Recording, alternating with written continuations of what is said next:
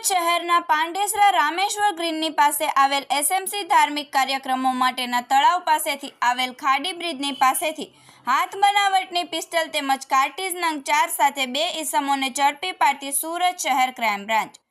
પવિત્ર શ્રાવણ માસ નિમિત્તે સુરત શહેર વિસ્તારમાં શાંતિ જળવાય તે હેતુથી જાણીતા ગુનેગારો તેમજ અસામાજિક તત્વો દ્વારા ગેરકાયદેસર અગ્નિશસ્ત્રો અને દારૂગોળાના ઉત્પાદન, સંગ્રહ, હેરાફેરી, વેચાણ અને ઉપયોગ સંબંધની પ્રવૃત્તિઓ ઉપર નિયંત્રણ લાવવા નાયબ police commissioner Shri crime Surat શહેરનાઓએ સુરત શહેર વિસ્તારમાં હથિયારબંધી જાહેરનામાની અમલવારી કરાવવા માટે જરૂરી સૂચનાઓ કરવામાં આવેલ। જે અનુસંધાને પોલીસ ઇન્સ્પેક્ટર શ્રી નાઓના માર્ગદર્શન હેઠળ ડીસીબી પોલીસ સ્ટેશનના એન્ટી એક્સ્ટોર્શન સ્ક્વોડના પોલીસ માણસો ટેકનિકલ તથા હ્યુમન ઇન્ટેલિજન્સ સર્વેલન્સથી વર્કઆઉટમાં હતા। તે દરમિયાન મળેલ બાતમીના હકીકત આધારે પાંડેસરા વિસ્તારમાં પાંડેસરા ડીમાર્ટની સામેના ભાગમાં આવેલ રામેશ્વર ગ્રીનની પાસે આવેલ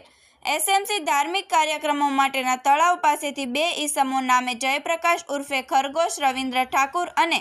સત્યમ ઉર્ફે બટકો વિનોદસિંહને ઝડપી પાડવામાં આવેલ છે। તેમની પાસેથી 1 પિસ્તોલ તેમજ 4 જીવતા કાર્ટીજ સાથે પકડી પાડી કાયદેસરની કાર્યવાહી કરી ડીસીબી પોલીસ સ્ટેશનમાં 2025 આર્મ્સ એક્ટ હેઠળ ગુનો દાખલ કરવામાં આવેલ છે। પકડાયેલ આરોપી સત્યમ ઉર્ફે બટકો વિનોદસિંહ ડુમસ પોલીસ સ્ટેશન ખાતે પ્રોહિબિશનના કેસમાં તથા ઉમરા પોલીસ સ્ટેશનમાં 2024માં મોબાઈલ સ્નેચિંગના ગુનામાં કામે પકડાયેલો છે